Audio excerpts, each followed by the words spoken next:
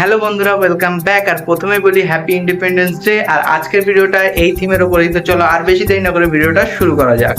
তো এটা বানানোর জন্য প্রথমে আমি দুটো কার্ডবোর্ড নিয়ে নিয়েছি আর একটাকে এখানে বসিয়ে কম্পাসে একটা নির্দিষ্ট মাপ সেট করে নিয়েছি আর সেই মাপে এখানে আমি দুটো রসগোল্লা এঁকে নিচ্ছি।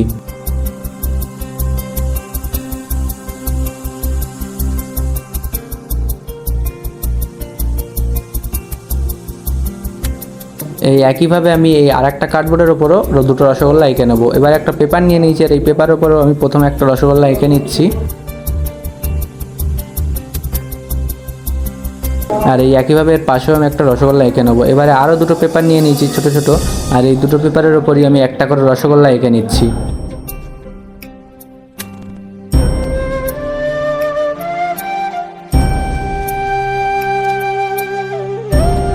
আঁকা হয়ে গেছে এখানে আমার। এবারে আমি এই সবগুলোকে কাঁচি দিয়ে পুরো ভালোভাবে কাট করে নেবো। তো আমি প্রথমে এখানে দুটো কার্ডবোর্ড নিয়ে নিয়েছি কাট করার পরে, আর নিয়ে নিয়েছি 6টা কয়েনটা নেওয়ার পরে আমি ফেভিকল আঠা এই কয়েনের ওপর ভালোভাবে লাগিয়ে নিচ্ছি। আর লাগিয়ে নেওয়ার পর আমি এবার এই কয়েনগুলোকে কার্ডবোর্ডের ওপর গোল করে 3টে করে বসিয়ে দেবো এক একটা কার্ডবোর্ডের ওপর।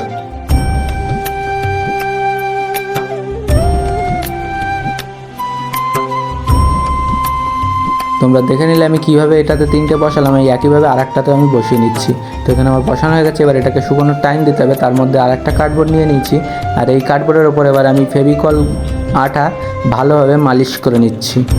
করে নেওয়ার পর এবার একটা পেপার নিয়ে নিয়েছি সাদা গোল করে কাটা, যেটা কেটে রেখেছিলাম, ওটাকে এর ওপর বসিয়ে দিলাম। এবার একইভাবে এটার ওপর আমি ফেভিকল আঠা মালিশ করে একটা পেপার নিয়ে বসিয়ে নিয়েছি। তো বসিয়ে নেওয়ার পরে এবারে এটাকে একটু ঘষে নিলাম। ঘষে নিয়ে এবারে আবার যে দুটো ছিল কালারিং পেপার সেই দুটোকে একসঙ্গে করে নিয়ে আমি এটাকে ভাঁজ করে নিচ্ছি।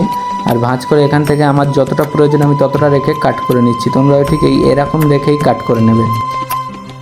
কাট করে নেওয়ার পর মাঝখানেরটা ফেলে দিলাম আর সাইডেরটার ওপর আমি এক সাইডে গ্লু লাগিয়ে নিচ্ছি।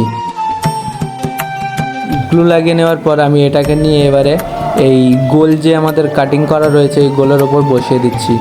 নিচের সাইডে বসিয়ে দেওয়ার পর এবার আর একটা পেপার নিয়ে নিয়েছি অরেঞ্জ কালারের, এটার ওপর আমি ভালোভাবে গ্লুকে মাসাজ করে নিচ্ছি, মালিশ করে নিচ্ছি। ভালোভাবে মালিশ করে নেওয়ার পর এবার এটাকে নিয়েও আমরা এর অপোজিট সাইডে বসিয়ে দেবো। তাহলে আমাদের ইন্ডিয়ান ফ্ল্যাগের একটা শেপ চলে আসবে।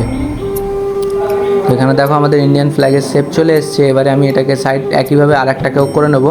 করে নেওয়ার পর এবারে আমাদের আগের যে কয়েন আটকে রাখা যে পেপার কার্ডবোর্ডটা ছিল সেটা শুকিয়ে গেছে। এবারে আমি প্রতিটা কয়েনের ওপর আবার ফের গ্লু লাগিয়ে দিচ্ছি যেভাবে আগে লাগিয়েছিলাম। গ্লু লাগিয়ে দেওয়ার পর এবার আমাদের যে ইন্ডিয়ান ফ্ল্যাগওয়ালা যে কার্ডবোর্ডটা আছে এটাকে আমি এর ওপর বসিয়ে নিচ্ছি। আর এরপর আরও একটা যেটা বাকি আছে সেটাকেও আমি একইভাবে করে নেবো।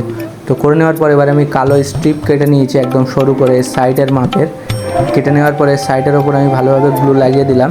গ্লু লাগিয়ে দিয়ে এবার এই স্ট্রিপটাকে আমি এর ওপর বসিয়ে দিচ্ছি। তাহলে কী হলো, এটা দেখতে একটা সুন্দর লুক চলে এলো। তো আমি এটা ভালোভাবে এখানে বসিয়ে দিচ্ছি। বসিয়ে দেওয়ার পর শেষ মাথা কাট করে একইভাবে আমি আর একটা চাকার ওপরও করে নিচ্ছি এটা।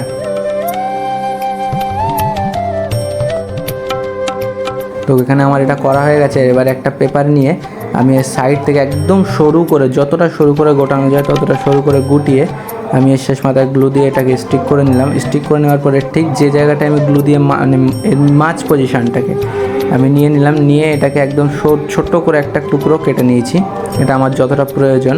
কেটে নেওয়ার পরে এবারে আমি এর এক সাইডে গ্লু লাগিয়ে আমি এটাকে এর কার্ডবোর্ডের যে মাঝ পজিশান আছে তার উপর বসিয়ে দিয়েছি। এবারে এটাকে অপোজিট সাইডেও গ্লু লাগিয়ে আর একটা যেটা আছে আমাদের কার্ডবোর্ড সেটাকে আমরা ঠিকঠাক ম্যাচ করে এর মাঝ পজিশানে বসিয়ে দেবো। বসিয়ে এটাকে স্টিক হওয়ার টাইম দেবো। তো আমার এখানে এটা শুকিয়ে গেছে। এবারে আমি দুটো স্কেচ পেন নিয়ে নিয়েছি। স্কেচ পেন নিয়ে আমাদের যে চক্রটা আছে সেটাকে আমি এখানে এঁকে নিচ্ছি। আর ব্ল্যাক স্কেচ পেন নিয়ে নিয়েছি। স্কেচ পেনটা নিয়ে আমি এখানে বর্ডার করে দিচ্ছি যাতে এটা দেখতে একটু হাইলাইট হয়। এতক্ষণ দেখো হাইলাইট হচ্ছিল না, এবার এটা দেখতে কতটা সুন্দর লাগছে।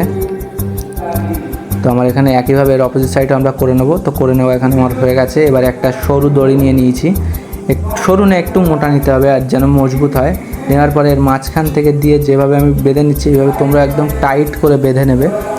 এটা যত টাইট করে বাঁধতে পারবে তত ভালো। এটাকে বেঁধে নেওয়ার পরে এবারে এক্সট্রা দড়িটাকে কেটে নেবে। আমি এখানে কাট করলাম না তোমাদের দেখানোর জন্য।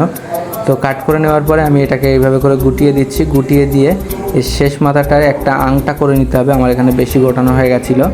শেষ মতো একটা আংটা করে যেন তোমার আঙুলে ঢোকে সেই রকমভাবে একটা আংটা করে নিতে হবে। আমার একটু টাইট হয়ে গেছে, ওই জন্য প্রথমে একটা আঙুলে চেষ্টা করছিলাম, সেটাই হলো না বলে আবার দ্বিতীয় আঙুলে দিলাম। তো এটাতে আমার হলো না বলে আমি দ্বিতীয় আঙুলে দিয়ে দিলাম। তো চলো, আমার এটা পুরোপুরি রেডি, এবারে আমরা এটাকে টেস্ট করে আসি।